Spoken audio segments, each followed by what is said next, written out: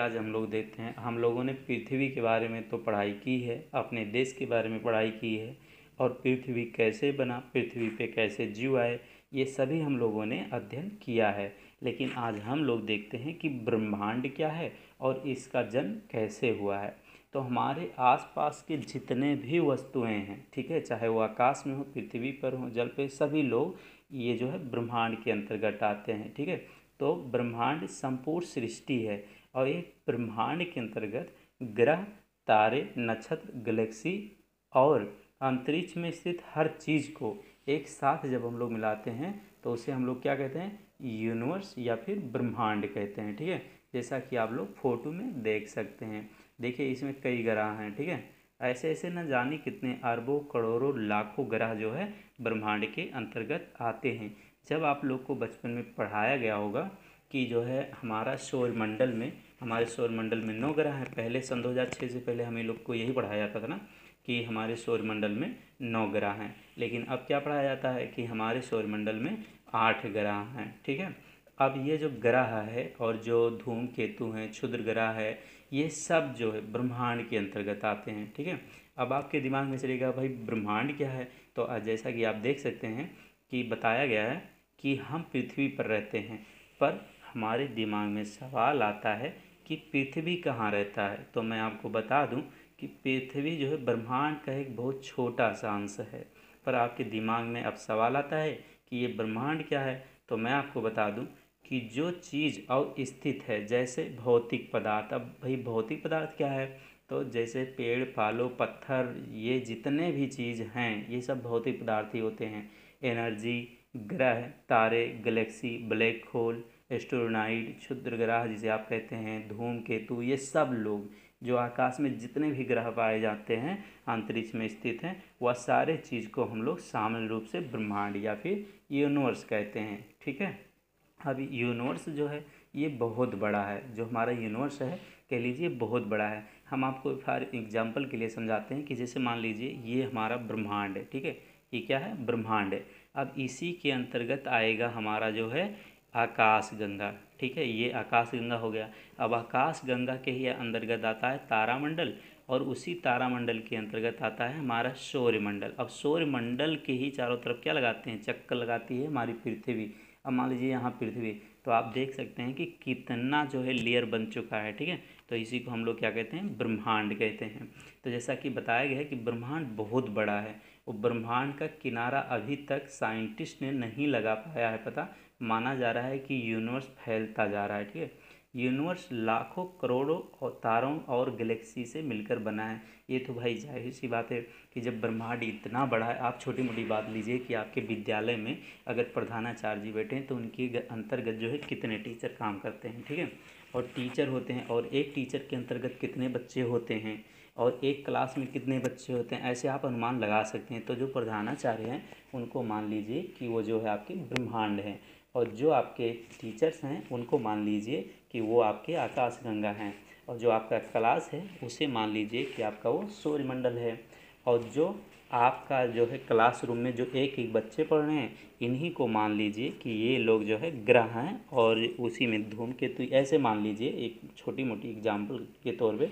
तो आप समझिए कि कितना बड़ा है ब्रह्मांड। ठीक है, तो जैसा कि हम लोग देख सकते हैं कि सूर्य भी एक तारा है और सूर्य के चारों तरफ कुछ ग्रह घूम रहे हैं। इसे हम लोग क्या कहते हैं, सोलर सिस्टम कहते हैं। ठीक है, और सूर्य जैसे और भी तारे हैं, ये सभी तारा मिलकर जो है आकाश गंगा बनाता है और बहुत सारे आकाश गंगा मिलकर लोकल ग्रुप ऑफ गैलेक्सी बनाते हैं और बहुत सारे लोकल ग्रुप ऑफ गैलेक्सी मिलकर एक गैलेक्सी क्लस्टर बनाते हैं और बहुत सारे गैलेक्सी क्लस्टर मिलकर यूनिवर्स बनाते हैं या फिर ब्रह्मांड बनाते हैं। और ये सभी यूनिवर्स या ब्रह्मांड इतना बड़ा है कि अभी तक ब्रह्मांड का किनारा कहाँ है ये किसी को मालूम नहीं है। ठीक है, तो आगे हम लोग पढ़ते हैं कि जो है यूनिवर्स जो है एक रहस्य है जिसके बारे में अभी भी मनुष्य जो है खोज रहा है और बहुत सारे नया नया चीज़ के बारे में जानने को मिल रहा है। और ब्रह्मांड के अध्ययन को क्या कहा जाता है, तो ब्रह्मांड के अध्ययन को कॉस्मोलॉजी कहा जाता है। ठीक है, ब्रह्मांड में जहाँ खाली जगह होता है उसे अंतरिक्ष कहा जाता है। जैसे पृथ्वी और चंद्रमा के बीच खाली जगह को हम लोग क्या कहते हैं, अंतरिक्ष कहते हैं। अब फॉर एग्जांपल जैसे देखिए, ये मान लीजिए हमारी पृथ्वी है, ये मान लीजिए चंद्रमा है, तो जो ये वाला जगह है, खाली जगह, ये इसी को हम लोग क्या कहते हैं, अंतरिक्ष कहते हैं। ठीक है, इतनी बात आई समझ में। ठीक है, आगे बढ़ते हैं हम लोग। ब्रह्मांड का जन्म कैसे हुआ?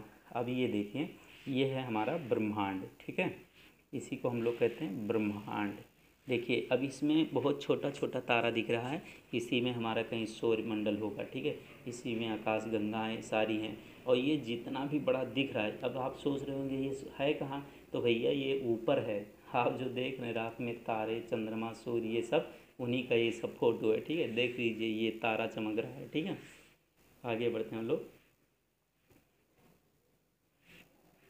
तो देखिए, ब्रह्मांड की उत्पत्ति को लेकर बहुत सारे सिद्धांत हैं। उन्हीं में से बिग बैंग थ्योरी सबसे पॉपुलर और सबसे ज़्यादा मान्य थ्योरी है। बिग बैंग थ्योरी को वैज्ञानिक जॉर्ज लेमन तेरे 1927 में दिया था। बिग बैंग थ्योरी के मुताबिक यूनिवर्स का जन्म एक छोटे से बिंदु से हुआ है। आज से लगभग 13.6 अरब साल पहले की बात है, जब ब्रह्मांड का उत्पत्ति नहीं हुआ था। तब कुछ भी नहीं था, ना कोई ग्रह, ना कोई तारे, और कुछ भी नहीं थे। एक छोटे से बिंदु से जो परमाणु से ज़्यादा छोटा, उसमें अंत ऊर्जा समाहित है। वह बहुत गर्म था। बहुत गर्म था, और एक समय उस बिंदु में बहुत बड़ा धमाका हुआ। उस धमाके से यूनिवर्स का जन्म हुआ। ठीक है, उस बिंदु की विस्फोट होने के बाद चारों तरफ वह बिंदु फैलने लगा। उस बिंदु की विस्फोट होने के बाद बिंदु में समाहित ऊर्जा और मैटर चारों तरफ फैल गया। ये इतने तेज़ी से हुआ कि हमारे समय भी छोटे पड़ जाते हैं। ये फैलाव अभी भी बना रहा है, अभी भी ब्रह्मांड का स्पेस फैल रहा है, प्रकाश से भी तेज़ गति से। कहने का मतलब दोस्तों ये है कि मान लीजिए कि इस थ्योरी में ये बताया गया कि मान लीजिए ऐसे परमाणु से भी छोटा एक क्या था, बिंदु था, और जब इसी का धमाका हुआ, मतलब ये दब गया, तब हमारे ब्रह्मांड का निर्माण हुआ। तो ये पहले छोटा था, और ये इतने तेज़ी से बढ़ रहा है कि धीरे धीरे बढ़ गया, प्रकाश से भी तेज ये बढ़ने लगा। ठीक है, इस थ्योरी में यही बताया गया है। इस थ्योरी को किसने दिया था? तो 1927 में जॉर्ज लेमन तेरे ने इस थ्योरी को दिया था। इस थ्योरी के मुताबिक, अब ये बता रहे हैं कि इस थ्योरी के मुताबिक उस बिंदु का जब विस्फोट हुआ, तब उस बिंदु की ऊर्जा प्रकाश की गति से भी ज़्यादा गति में फैला था। कहने का मतलब दोस्तों ये है कि जब विस्फोट हुआ ना, तो बहुत तेज़ी से हुआ था। अभी आप लोगों ने मूवी में देखा होगा कि जो बम दगता है, देखिए कितना छोटा सा बम रहता है, लेकिन जब दगता है तो न जाने कितने लोगों को तहस नहस कर देता है। काफ़ी बार तो जो विलन होता है वो बम से ही जीत जाता है, कहीं भी जाता है उठा के बम फेंक देता है। आप लोगों ने नोटिस किया होगा कि हीरो ज़्यादा हाथ पैर से मारता है, लेकिन जो विलन होता है वो बम ही जल्दी फेंक देता है। ठीक है, तो आगे हम लोग पढ़ते हैं कि बिग बैंग के बाद चारों तरफ ऊर्जा से भर गया। ठीक है, उसके बाद ग्रेविटी का जन्म हुआ। अब ये बता रहे हैं दोस्तों कि जब बिग बैंग थ्योरी, जो बिग बैंग थ्योरी है उसमें बताया जा रहा है कि जब बिग बैंग का जो है घटना घटा, तो उसके बाद चारों तरफ ऊर्जा से भर गया। उसके बाद ग्रेविटी का जन्म हुआ, और ग्रेविटी जन्म के बाद ब्रह्मांड का तापमान तेज़ी से कम होने लगा। ठीक है, तापमान जब कम हुआ तो ग्रेविटी के जन्म के बाद सबसे पहले बिग बैंग के 1 सेकंड बाद प्रोटॉन और न्यूट्रॉन जैसे कण अस्तित्व में आए। आप लोगों ने जब साइंस पढ़ा होगा तो उसमें सुना होगा कि प्रोटॉन होता है, न्यूट्रॉन होता है, और इलेक्ट्रॉन। ये उसी प्रोटॉन और न्यूट्रॉन इलेक्ट्रॉन की बात कर रहे हैं। तो आगे बढ़ते हैं। जैसे कण अस्तित्व में आए, बिग बैंग समय लाइट का भी जन्म हुआ। जब बिग बैंग की घटना घटी तभी जो है लाइट का भी जन्म हुआ था, पर वह लाइट एक जगह स्थिर था। फिर 400 मिलियन साल बाद जब इलेक्ट्रॉन और प्रोटॉन आपस में मिले, तब लाइट ने गति पकड़ी। तब से आज तक लाइट आगे बढ़ रहा है। फिर धीरे धीरे पदार्थ का जन्म हुए, उसके बाद सारे गैलेक्सी, ग्रह उपग्रह का जन्म हुआ। इसी तरह यूनिवर्स का जन्म हुआ था। ठीक है, तो उम्मीद करते हैं कि ये चीज़ आपको समझ में आया होगा। अब देखिए हमारा ब्रह्मांड कैसे और कैसे जन्म हुआ और कैसे धीरे धीरे अलग हो गए। देखिए ये कैसे कैसे आकाश गंगा, ग्रह उपग्रह, उच्छल तारा, ये सब दिखाई दे रहे हैं। ठीक है, आगे बढ़ते हैं हम लोग। ब्रह्मांड किस चीज़ से बना है। अब आपके दिमाग में आता है कि भाई ब्रह्मांड किस चीज़ से बना है, तो हम लोगों ने पहले ही पढ़ लिया है कि ब्रह्मांड कैसे बना है, फिर भी हम लोग अध्ययन करते हैं कि कैसे बना है। तो यूनिवर्स या फिर ब्रह्मांड के बारे में जानने के समय आपके दिमाग में ये सवाल आया होगा कि ब्रह्मांड किस पदार्थ से बना है। तो ब्रह्मांड 3 चीज़ से बना है, एक मैटर, दूसरा है डार्क मैटर, तीसरा है डार्क एनर्जी। ये 3 चीज़ से क्या बना है, हमारा ब्रह्मांड बना है। 3 चीज़ से हमारा ब्रह्मांड जो है बना है। किससे बना है, तो एक बना है डार्क मैटर, दूसरा है जो है मैटर, डार्क मैटर और डार्क एनर्जी। ठीक है, इन 3 चीज़ से हमारा ब्रह्मांड बना है। तो पहले साइंटिस्ट को लगता था कि जो, तो हम लोग आगे बढ़ते हैं। तो ब्रह्मांड की उत्पत्ति को लेकर बहुत सारे सिद्धांत हैं, जिसमें से हम लोगों ने देखा कि जो है बिग बैंग भी एक उन्हीं में से है। ठीक है, अब हम लोग यहाँ तक पहुँच चुके हैं। तो जन्म हुआ और ग्रेविटी की बात सबसे पहले बिग बैंग, 1 सेकंड के बाद प्रोटॉन न्यूट्रॉन भी हो गया। अब फिर हम लोग बढ़ते हैं कि फिर धीरे धीरे पदार्थ जन्म हुए और उसके बाद सारे गैलेक्सी उपग्रह और ग्रह का जन्म हुआ। इसी तरह यूनिवर्स का जन्म हुआ था। अब ये फोटो आप देखिए, इसी में जो है आपके ग्रह उपग्रह सभी चीज़ों को दिखाया गया है। ठीक है, ये उम्मीद है कि अब बहुत अच्छा तो नहीं दिख रहा होगा, लेकिन दिख रहा है। ठीक है, ब्रह्मांड किस चीज़ से बना है, आप लोगों ने अभी देखा था कि ब्रह्मांड किस चीज़ से बना है। तो एक था आपका मैटर, एक डार्क मैटर, एक है डार्क एनर्जी। इन तीन चीज़ से मिलकर आपका ब्रह्मांड बना हुआ है। तो आप देखिए क्या कहा था कि पहले साइंटिस्ट को लगता था कि जो चीज़ ब्रह्मांड में दिखाई देती है, इसके अलावा ब्रह्मांड खाली है। और ये भी लगता था कि ब्रह्मांड और विस्तार नहीं कर रहा है, ग्रेविटी की वजह से ब्रह्मांड धीरे धीरे छोटा हो रहा है। उसके बाद बहुत रिसर्च करने के बाद ये पता लगा कि ब्रह्मांड खाली नहीं, ब्रह्मांड 3 चीज़ से बना है। वह 3 चीज़ हैं मैटर, डार्क मैटर और डार्क एनर्जी। पूरे ब्रह्मांड में 5% नॉर्मल मैटर है और बाकी 95% डार्क मैटर और डार्क एनर्जी है। 95% डार्क मैटर और डार्क एनर्जी में से 27% डार्क मैटर है और 68% डार्क एनर्जी है। ठीक है, अब हम लोग देखते हैं कि ये मैटर आखिर क्या है, मतलब पदार्थ क्या है। तो देखिए, ये आपका ये जो आपको दिख रहा है सीन, इसमें जो है आपके पूरे ब्रह्मांड के लगभग सीन है और कैसे कैसे जो है पदार्थ उसमें मिलके फिर क्या बनते हैं। ठीक है, ये देखिए, ठीक है, छोटा छोटा सब ग्रह वगैरह दिख रहा है, यही है। ठीक है, आगे बढ़ते हैं हम लोग। यूनिवर्स में जो जो भी चीज़ देखा जाता है वह सब कुछ मैटर है। जैसे पृथ्वी, तारे, ग्रह, गैलेक्सी, डस्ट, सब कुछ जो भी अंतरिक्ष में दिखने को मिलता है वह सब कुछ पदार्थ से बना है। Ordinary matter, electron, proton, neutron कब से बना है, पदार्थ गुरुत्वाकर्षण द्वारा एक दूसरे के साथ बंधे हुए होते हैं। ठीक है, पूरे ब्रह्मांड में सिर्फ 5% ऑर्डिनरी मैटर है। अब डार्क मैटर क्या होता है, तो भैया आप समझ लीजिए कि जो आपका मैटर था, ठीक है, उसमें इलेक्ट्रॉन, प्रोटॉन, न्यूट्रॉन ये सभी जो है चीज़ आते हैं। जैसे पृथ्वी, तारे, ग्रह, गैलेक्सी, ये सब मैटर के अंतर्गत ही आते थे। अब डार्क मैटर क्या होता है, तो ब्रह्मांड में गैलेक्सी के समूह को गैलेक्सी क्लस्टर कहा जाता है और गैलेक्सी क्लस्टर में गैलेक्सी क्लस्टर जो है गैलेक्सी क्लस्टर की केंद्र को चक्कर लगाता है। कहने का मतलब दोस्तों ये है कि ब्रह्मांड में गैलेक्सी के समूह को गैलेक्सी क्लस्टर कहा जाता है और गैलेक्सी क्लस्टर में गैलेक्सी क्लस्टर की केंद्र को चक्कर लगाता है। जो गैलेक्सी है वो गैलेक्सी क्लस्टर का चक्कर लगाता है। ठीक है, कहने का मतलब ये है कि जैसे मान लीजिए ये जो है गैलेक्सी क्लस्टर है, ये गैलेक्सी क्लस्टर है, तो जो गैलेक्सी है वो इस गैलेक्सी क्लस्टर के चारों ओर चक्कर लगाता है। ठीक है, इसके चारों ओर वो चक्कर लगाता रहता है, इसी को हम लोग गैलेक्सी क्लस्टर कहते हैं। ठीक है, आगे बढ़ते हैं। तो इसमें एक वैज्ञानिक हैं फ्रिट्ज ज्यूकबी नाम से एक साइंटिस्ट साल 1930 में गैलेक्सी क्लस्टर की गति पर अभ्यास कर रहे थे। तब उन्होंने देखा कि जो गैलेक्सी समूह के केंद्र में स्थित है, गैलेक्सी की चक्कर लगाने की गति और गैलेक्सी समूह के बाहर की तरफ गैलेक्सी चक्कर लगाने की गति समान था। पर ऐसा नहीं होना चाहिए। ऐसा होने पर बाहर की गैलेक्सी ज़्यादा गति की वजह से गैलेक्सी समूह से बाहर निकल जाना चाहिए था, पर ऐसा नहीं हुआ। पर यह कैसे हो सकता था, इसका कोई उत्तर नहीं मिल रहा था। तब फ्रिट्ज ज्यूकबी को लगा कि कोई ऐसा पदार्थ है जो इन गैलेक्सी को गैलेक्सी क्लस्टर से बांधे हुए है, पर इस पदार्थ को देखा नहीं जा सकता, इसीलिए इसका नाम डार्क मैटर रखा गया। ठीक है।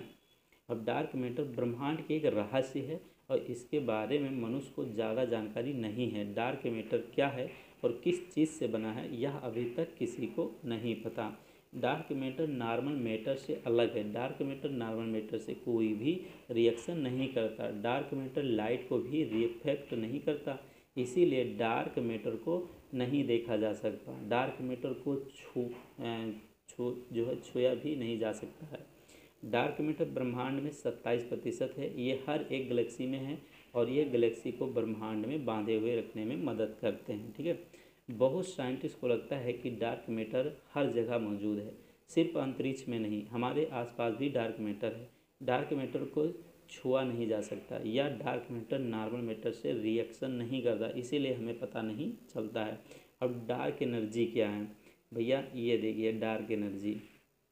ठीक है, इसको कहते हैं डार्क एनर्जी। हम लोग इसी को अपने भाषा में जो है सुपरनोवा भी कहते हैं। ठीक है, तो आगे बढ़ते हैं। देखिए, वैज्ञानिक ने 1998 में एक सुपरनोवा की परीक्षण के समय देखा कि सुपरनोवा को जितने दूर तक फैलना चाहिए उससे ज़्यादा फैल गया। ठीक है, क्योंकि तब वैज्ञानिकों का ये मानना था कि गुरुत्वाकर्षण के कारण ब्रह्मांड धीरे धीरे छोटा हो रहा है, पर इस सुपरनोवा की परीक्षण के बाद वैज्ञानिकों को यह पता चला कि ब्रह्मांड में गुरुत्वाकर्षण बल के अलावा और एक बल है जो ब्रह्मांड को फैलने में मदद करता है। ठीक है, पहले उनको लगता था कि ब्रह्मांड फैलता नहीं है, लेकिन फिर बाद में उनको जब ये परीक्षण उन्होंने सुपरनोवा का देखा, जैसे पहले छोटा था फिर बड़ा हुआ फैला, तो फिर उनको पता चला कि मतलब कोई ना कोई बल इसमें और कार्य कर रहा है। ठीक है, इसके बाद वैज्ञानिकों ने ये पता चला कि ब्रह्मांड अभी भी फैल रहा है और पहले से ज़्यादा तेज़ से फैल रहा है। ये बल ब्रह्मांड में 68% फैला हुआ है। ठीक है, अब पर वैज्ञानिकों को इस बल के बारे में ज़्यादा पता नहीं है, सिर्फ ये पता है कि ये बल गुरुत्वाकर्षण से उल्टा काम करता है। मतलब गुरुत्वाकर्षण जैसे कोई भी चीज़ को अपने केंद्र की तरफ खींचता है और उनकी उल्टा ये अनजान बल को भी जो है अनजान चीज़ को भी अपने केंद्र से दूर भेजता है। इस बल के बारे में ज़्यादा नहीं पता, इसीलिए इस बल को डार्क एनर्जी कहा जाता है। ठीक है, ब्रह्मांड का आकार क्या है। अब जो है हम लोग के सवाल आएगा दिमाग में कि भाई ब्रह्मांड है कैसा, देखने में कैसा है, पर बहुत बच्चे सोचते रहते हैं कि भाई ब्रह्मांड कैसा है। तो ये तो आपके ब्रह्मांड का ही इमेज है कि ये रात बिरात कैसे दिखता है ये। ठीक है, कुछ लोग बताते हैं ऐसे दिखता है, और ये वैसे सर्पिलाकार ही अधिकतर बुक में देखने को मिलेगा। ठीक है, कि ये सर्पिलाकार है। ठीक, अब आते हैं आगे। हम लोग ब्रह्मांड के बारे में जानने के समय हमारे दिमाग में एक सवाल आता है कि वह सवाल है यूनिवर्स का शेप कैसा है। क्या पृथ्वी की तरह यूनिवर्स गोल है। तो इसके जवाब में आपको बता दूं कि यूनिवर्स इतना बड़ा है कि इसका आकार जानना मुश्किल नहीं नामुमकिन है। भाई इन्होंने तो डायलॉग ही यहाँ पे बोल दिया। ठीक है, तो देखते हैं वैज्ञानिक ब्रह्मांड के आकार के बारे में जानने के लिए रिसर्च कर रहा है, पर अभी तक ब्रह्मांड का शेप क्या है इसका सही जवाब अभी तक नहीं मिला है। ठीक है, वैज्ञानिकों ने मिलकर ब्रह्मांड का आकार को मापने के लिए 3 आकार लिया है। एक है समतल, दूसरा है गोल, तीसरा पहाड़ में से निकलता रास्ता जैसा, और एक है गोल। कहने का मतलब जो पहाड़ वाला तो आपके दिमाग में नहीं आया होगा, तो पहाड़ में से जो है दोस्तों एक दर्रा निकलता है। ठीक है, या फिर कह दीजिए ऐसे टेढ़ा मेढ़ा सर्पिला का रास्ता निकलता है, उसी को जो है पहाड़ में से निकलता रास्ता जैसा और एक है, ये बताया गया है। ठीक है, तो आइंस्टीन की जनरल रिलेटिविटी थ्योरी के अनुसार ब्रह्मांड की आकार द्रव्यमान के ऊपर निर्भर करता है। इसी थ्योरी को अनुसार करके पढ़ करके वैज्ञानिकों ने ब्रह्मांड की घनत्व को माप रहा है। ठीक है, वैज्ञानिकों ने ब्रह्मांड के समान घनत्व को एक मानक ब्रह्मांड की घनत्व को नाप रहा है और इस घनत्व के हिसाब से ब्रह्मांड का आकार निर्धारण करने की कोशिश की जा रही है। ठीक है, यदि ब्रह्मांड का वास्तविक घनत्व 1 होता तो माना जाएगा कि ब्रह्मांड 0 ग्रेविटी है, मतलब समतल है और ब्रह्मांड हर तरफ फैलता जा रहा है। यदि ब्रह्मांड का वास्तविक घनत्व 1 से कम होता तो ब्रह्मांड का आकार निगेटिव ग्रेविटी होगा, मतलब घोड़ा का चीन जैसे खुला हुआ है। आपने नाल सुना होगा घोड़ा का, ठीक है, उसी के आकार का खुला हुआ होता। यूनिवर्स का इस आकार में यूनिवर्स अनंत काल तक फैल जाता है, फैल जाएगा, ठीक है। अगर दोस्तों कहने का मतलब एक घोड़े का नाल आपने देखा होगा शायद, ऐसे होता है, ठीक है, ऐसे कुछ ऐसे होता है, ठीक है। तो ऐसे होता, तो ये कह रहे हैं कि तब फैल जाता, ठीक है। यदि ब्रह्मांड का वास्तविक घनत्व 1 से ज़्यादा होगा तो ब्रह्मांड का आकार पॉजिटिव ग्रेविटी होगा, मतलब बंद गोल होगा, और ब्रह्मांड का फैलना एक दिन रुक जाएगा और फिर सिकुड़ने लगेगा। कहने का मतलब ये है कि यदि गोल होगा तो कुछ ऐसे होगा, तो जब इस दिन यहाँ पे मिल जाएगा तो रुक जाएगा, ठीक है, और सिकुड़ना स्टार्ट कर देगा। वही बात समझ में। फिर क्या कहते हैं, वैज्ञानिकों ने पाया कि ब्रह्मांड का वास्तविक घनत्व 1 है, मतलब ब्रह्मांड का आकार समतल है और फैल रहा है। और भी अलग अलग तरीका को उपयोग करके ब्रह्मांड का आकार फ्लैट ही पाया है, पर यह आकार अभी भी यूनिवर्सली माना नहीं गया। अभी भी ब्रह्मांड के आकार के बारे में जानने के लिए रिसर्च चल रहा है। ब्रह्मांड कितना बड़ा है, अब लोग सोचते होंगे भाई ब्रह्मांड कितना बड़ा है, तो ये है ब्रह्मांड का इमेज, ठीक है। देखिए ये दिखने में छोटा है, ठीक है, ये बहुत भारी है भैया। सोचो अपना पृथ्वी इतना बड़ा है तो इतना भारी है, तो ये ब्रह्मांड है, ये कितना भारी होगा, ठीक है। आगे हम लोग बढ़ते हैं।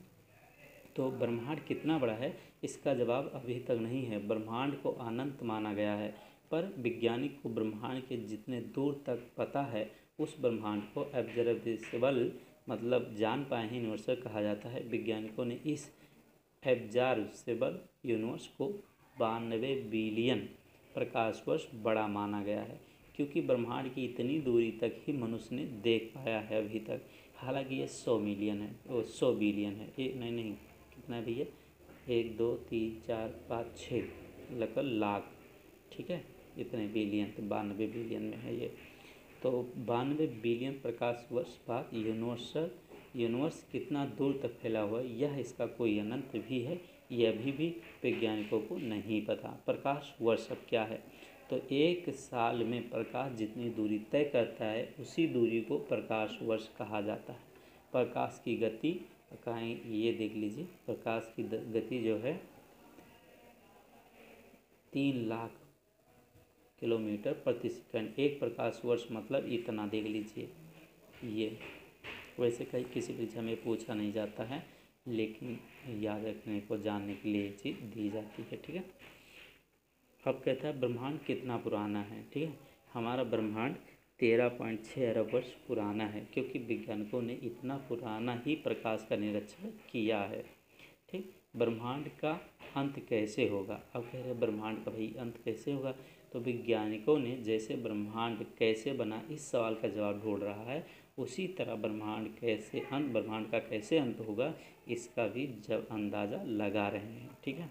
ब्रह्मांड का विनाश कैसे हो सकता है, इसके बारे में बहुत सारे संभावना सामने आया है। उनमें से कुछ जनप्रिय संभावना है। पहला है महासंकुचन। महासंकुचन जिसे आप बिग रिप कह रहे हैं, महाशीतलन। तो आइए हम लोग देखते हैं कि महासंकुचन क्या है, ठीक है। देखिए इस संभावना में बताया गया है कि ब्रह्मांड एक छोटे से बिंदु से हुआ था, उसके बाद ब्रह्मांड का विस्तार हो रहा है, पर एक दिन विस्तार रुक जाएगा और गुरुत्वाकर्षण की वजह से ब्रह्मांड फिर से संकुचित होके फिर एक बिंदु में समा जाएगा। तब ब्रह्मांड खत्म हो जाएगा और फिर उस बिंदु में धमाका होगा और एक नया ब्रह्मांड का जन्म होगा। जैसा आपने बिग बैंग थ्योरी में देखा है, ठीक उसी को बता रहे हैं कि एक दिन ये बहुत छोटा सिकुड़ जाएगा। अभी देखिए आपको क्या बताया था कि एक छोटा सा बिंदु था, यही जब धमाका हुआ तो बहुत बड़ा ब्रह्मांड बन गया। अब कह रहा है ये सिकुड़ रहा है, धीरे धीरे सिकुड़ के छोटा हो जाएगा और फिर धमाका हो जाएगा, बस ये ख़त्म हो जाएगा, ठीक है, ये बता रहे हैं। अब है महाचीर मतलब बिग रिप। ये देखिए धमाका कुछ ऐसे हो जाएगा। अभी देखिए इसमें दिखाया गया आपको, ये पहले छोटा था, अब ये धमाका हो गया, फिर ब्रह्मांड क्या होगा, ख़त्म हो जाएगा, ठीक। आगे बढ़ते हैं। इस संभावना में बताया गया कि ब्रह्मांड डार्क एनर्जी की वजह से फैल रहा है और ब्रह्मांड में स्थित नॉर्मल मैटर गुरुत्वाकर्षण बल की वजह से एक दूसरे से बंधा हुआ है, पर एक दिन ऐसा आएगा कि डार्क एनर्जी का बल गुरुत्वाकर्षण बल से ज़्यादा होगा और ब्रह्मांड बहुत तेज़ी से फैलता जाएगा, गुरुत्वाकर्षण बल कमज़ोर हो जाएगा, इसीलिए ब्रह्मांड में स्थित ग्रह तारे सब एक दूसरे से दूर हो जाएगा और महा अंतरिक्ष में खो जाएगा। इस तरह ब्रह्मांड का अंत होगा। देख लीजिए, ये ब्रह्मांड का इमेज है जो धमाका हुआ, ठीक है। ये अब फिर आता है कि महाशीतलन क्या है। से इस संभावना में बताया गया है कि ब्रह्मांड के फैलने की वजह से सारे तारे एक दूसरे से दूर हो जाएगा और ग्रह एक दूसरे से दूर हो जाएगा, तब ब्रह्मांड में स्थित सब कुछ शीतल हो जाएगा। इसी तरह ब्रह्मांड का अंत होगा, जो ऊपर यही में दिखाया गया है। अब क्या है, ब्रह्मांड में एलियन है, ये भी अच्छा आप लोगों ने एलियन के बारे में सुना होगा, तो वही एलियन के बारे में कुछ इसमें भी जो है बता रहे हैं कि सच में एलियन होते हैं या नहीं, तो कुछ टॉपिक इसमें भी किया गया है। ब्रह्मांड में अन्य ग्रह पर स्थित कोई भी प्रजाति की जीव को एलियन का नाम दिया गया है। ब्रह्मांड में भाई देखो, इतना बड़ा ब्रह्मांड है, तो अगर जो है ब्रह्मांड है तो कहीं ना कहीं पृथ्वी जैसा भी होगा, तो वहाँ के लोगों को ही हम लोगों ने जो है एलियन का नाम दिया है। ब्रह्मांड में लाखों और करोड़ों में ग्रह और नक्षत्र हैं, इनमें से कोई एक ग्रह में हमारे जैसे कोई ना कोई जीव जरूर रह रहा होगा, क्योंकि इस ब्रह्मांड में जैसे हम पृथ्वी पर रहते हैं उसी तरह अन्य ग्रह पर अन्य कोई जीव रह रहा होगा। तो एक तरह से देखा जाए तो हम भी एक तरह की एलियन हैं अन्य ग्रह की जीव के लिए, ठीक है। एलियन ऐसा नहीं कि मनुष्य की तरह ही होगा, हो सकता है अन्य कोई आकार का होगा, हमें जैसे ऑक्सीजन और पानी पी के जीवित रहते हैं। हो सकता है एलियन अन्य किसी तरह से जीवित रह रहा हो सकता है कि एलियन हमसे बहुत ज़्यादा उन्नत हो या हमसे बहुत ज़्यादा अविकसित हो सकता है, पर अभी तक मनुष्य को एलियन होने का कोई भी प्रमाण अभी तक नहीं मिला। वैज्ञानिकों का मानना है कि ब्रह्मांड में कहीं ना कहीं एलियन मौजूद हैं, इसीलिए एलियन के बारे में छानबीन अभी तक जो है जारी है। अब इम्पोर्टेंट फैक्ट हम लोग पढ़ते हैं ब्रह्मांड के बारे में। तो ब्रह्मांड के अंतरिक्ष में कोई भी वायुमंडल नहीं है, इसीलिए अंतरिक्ष में आवाज़ ट्रेवल नहीं कर सकता, जो है इसीलिए आवाज़ ट्रेवल नहीं कर सकता, और इसलिए स्पेस में हम बात नहीं कर सकते। अंतरिक्ष में बात करने के लिए रेडियो तरंग का उपयोग किया जाता है, ठीक है। अंतरिक्ष में कोई बात करता है तो किसका उपयोग करते हैं, रेडियो तरंग की बात करते हैं, ठीक है, रेडियो तरंग से बात करते हैं। ब्रह्मांड में कितने तारे हैं, इसका जवाब अभी तक नहीं पता, पर अंदाज़ा लगाया जा रहा है कि हमारी पृथ्वी पर जितने रेत के कण होते हैं उससे भी ज़्यादा यूनिवर्स में स्टार हैं, ठीक है। अब तीसरा पॉइंट है, ब्रह्मांड में बहुत सारे गैलेक्सी हैं, इनमें से हम जो आकाश गंगा में रहते हैं उसका नाम है मिल्की वे, मंदाकिनी या क्षीर मार्ग भी कहा जाता है उसे। चौथा पॉइंट है, ब्रह्मांड फैल रहा है, इसी कारण से ग्रह और नक्षत्र भी दूर जा रहे हैं, हमारी पृथ्वी से चंद्रमा भी दूर जा रहा है। हर साल पृथ्वी से चंद्रमा 3.8 सेंटीमीटर दूर जा रहा है। हमारे सोलर सिस्टम का 99% भाग सूर्य अकेले घेरता है। ब्रह्मांड में हर दिन 275 मिलियन नया सितारा पैदा होता है। 7वां पॉइंट है, ब्रह्मांड में हर चीज़ घूमता है, जैसे पृथ्वी खुद घूमती है, पृथ्वी सूर्य का चक्कर लगाता है, सूर्य मिल्की वे गैलेक्सी के केंद्र का चक्कर लगाता है, और मिल्की वे गैलेक्सी का भी या यूनिवर्स में घूमता है। मिल्की वे, मैं यह कहने का मतलब ये है कि मान लीजिए ये ब्रह्मांड है, तो इसी ब्रह्मांड में क्या है, आकाशगंगा में क्या है, तारामंडल, इसी में क्या है, तुम्हारा सूर्य, और हमारी पृथ्वी इसकी चक्कर लगा रही है, इसी को जो है बताया गया है, ठीक है। ब्रह्मांड के हर जगह का तापमान एक जैसा रहता है, ये नहीं कि कहीं ठंडी हो कहीं गर्मी, ब्रह्मांड के सभी जगह का तापमान एक जैसा रहता है। ब्रह्मांड में हीरे का बना हुआ ग्रह है, इस ग्रह का नाम जो है 55 कैंक्री IE है, ठीक है। अंतरिक्ष से सूर्य को देखने पर सूर्य का रंग सफ़ेद देखने को मिलेगा। आज से लगभग 400 साल पहले दूरबीन की सहायता से अंतरिक्ष को पहली बार देखा था गैलीलियो ने, ठीक है। ब्रह्मांड में हर एक गैलेक्सी के केंद्र में एक ब्लैक होल होता है, हमारे मिल्की वे गैलेक्सी केंद्र में भी एक ब्लैक होल है। अंतरिक्ष का रिसर्च करने के लिए 25 दिसंबर 2021 में अभी तक की सबसे शक्तिशाली टेलीस्कोप जेम्स वेब टेलीस्कोप को भेजा गया है, ठीक है। तो आशा है कि आप लोग को ये वीडियो पसंद आएगा, और दोस्तों मैं बता दूं ये मेरा पहला वीडियो है, यदि इसमें किसी प्रकार की कोई त्रुटि या गलती हुई होगी तो उसके लिए मैं क्षमा प्रार्थी हूँ, और कोशिश करूँगा कि अब नेक्स्ट जो है और अच्छा बनाने की कोशिश करूँगा, ठीक है। धन्यवाद।